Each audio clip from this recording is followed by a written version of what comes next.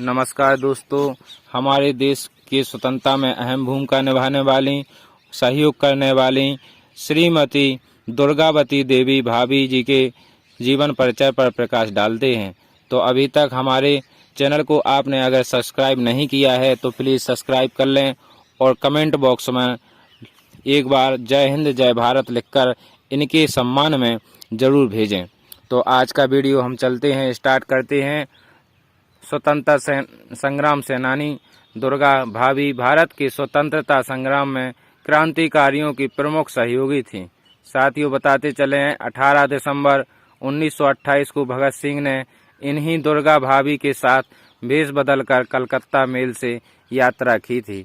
दुर्गा भाभी क्रांतिकारी भगवती चरण बोहरा की साथियों धर्मपत्नी थी। स्वतंत्रता सेनानी दुर्गा भाभी का जन्म 7 अक्टूबर 1907 को शहजादपुर ग्राम अब कौशाम्बी जिला में स्थित है पंडित जी बांके बिहारी के यहाँ हुआ था। इनके पिता इलाहाबाद कलेक्ट्रेट में नाजिर थे और इनके बाबा महेश प्रसाद भट्ट जालौन जिला में थानेदार के पद पर तैनात थे।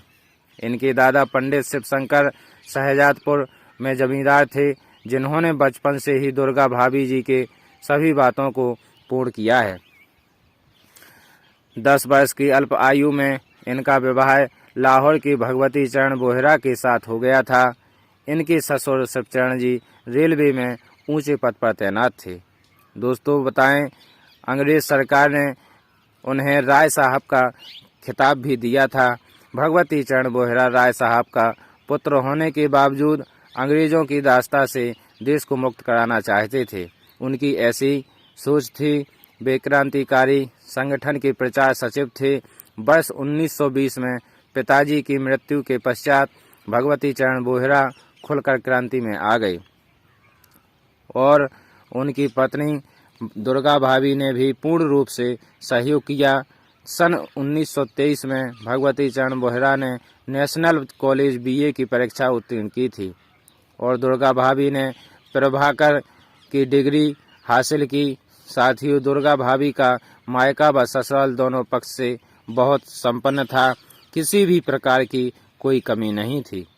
ससुर शिवचरण जी ने दुर्गा भाभी को 40,000 व पिता बांके बिहारी ने 5,000 रुपये संकट के दिनों में काम आने के लिए दिए थे, लेकिन इस दंपत्ति ने इन पैसों का उपयोग क्रांतिकारियों के साथ मिलकर देश को आज़ाद कराने में उपयोग किया और खर्च किया।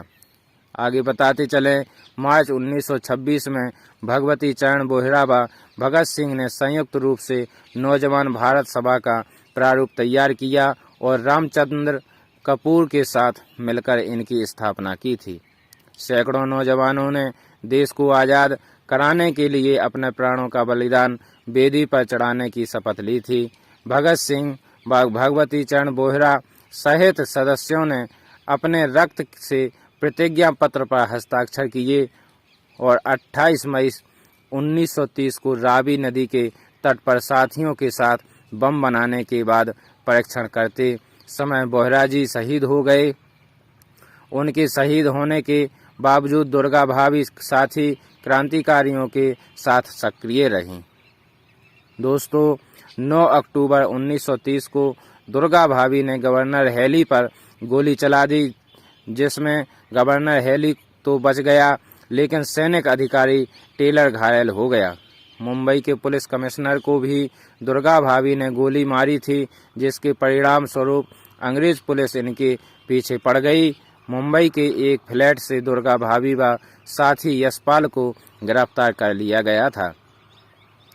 दोस्तों, दुर्गा भाभी जी का काम साथी क्रांतिकारियों के लिए राजस्थान से पिस्तौल लाना व ले जाना था, लेकिन चंद्रशेखर आज़ाद ने अंग्रेजों से लड़ते वक्त जिस पिस्तौल से खुद को गोली मारी थी, उसे दुर्गा भाभी ने ही लाकर उनको दी थी। उस समय भी दुर्गा भाभी उनके साथ ही थी। उन्होंने पिस्तौल चलाने की ट्रेनिंग लाहौर व कानपुर में ली थी। साथियों, आपको अवगत कराएं, भगत सिंह व बटुकेश्वर दत्त जब केंद्रीय असेंबली में बम फेंकने जाने लगे तो दुर्गा भाभी व सुशीला मोहन ने अपनी बाहें काटकर अपने रक्त से दोनों लोगों को तिलक लगाकर विदा किया था। इतनी साहसी महिला होने के बावजूद असेंबली में बम फेंकने के बाद इन लोगों को गिरफ्तार कर लिया गया तथा फांसी दे दी गई थी। साथ ही क्रांतिकारियों के शहीद हो जाने के बाद दुर्गा भाभी एकदम अकेली पड़ गईं। वह अपने 5 वर्षीय पुत्र सचिंद्र को शिक्षा दिलाने की व्यवस्था करने के उद्देश्य से वह साहस कर दिल्ली चली गईं, जहां पर पुलिस उन्हें बराबर परेशान करती रही। दुर्गा भाभी उनके बाद दिल्ली से लाहौर चली गईं, जहां पर पुलिस ने उन्हें गिरफ्तार कर लिया और 3 वर्ष तक नज़रअंदाज बंद कर रखा और फरारी, गिरफ्तारी व रिहाई का यह सिलसिला 1931 से 1935 तक चलता रहा। अंत में लाहौर से जिला बदल किए जाने के बाद 1935 में गाजियाबाद में प्यारीलाल कन्या विद्यालय में अध्यापिका की नौकरी करने लगीं और कुछ समय बाद पुनः दिल्ली चली गईं और कांग्रेस में काम करने लगीं। कांग्रेस का जीवन रास न आने के कारण उन्होंने 1937 में छोड़ दिया। 1939 में इन्होंने मद्रास जाकर मारिया मांटेसरी से मांटेसरी पद्धति का प्रशिक्षण लिया तथा 1940 में लखनऊ में केंट रोड के नजीराबाद में एक निजी मकान में सिर्फ 5 बच्चों के साथ मांटेसरी विद्यालय खोला। आज भी यह विद्यालय लखनऊ में मांटेसरी इंटर कॉलेज के नाम से जाना जाता है। साथियों, 14 अक्टूबर 1999 को गाजियाबाद में उन्होंने सबसे नाता तोड़ते हुए इस दुनिया से भी अलविदा कह दिया। तो साथियों, यह जीवन परिचय आपको पसंद आया हो तो कमेंट बॉक्स में इनके सम्मान में, हमारे देश के क्रांतिकारियों के सम्मान में जय हिंद लिखकर जरूर भेजें। आपका बहुत बहुत धन्यवाद। अगली वीडियो के लिए हम फिर मिलेंगे। नमस्कार। जय हिंद, जय भारत।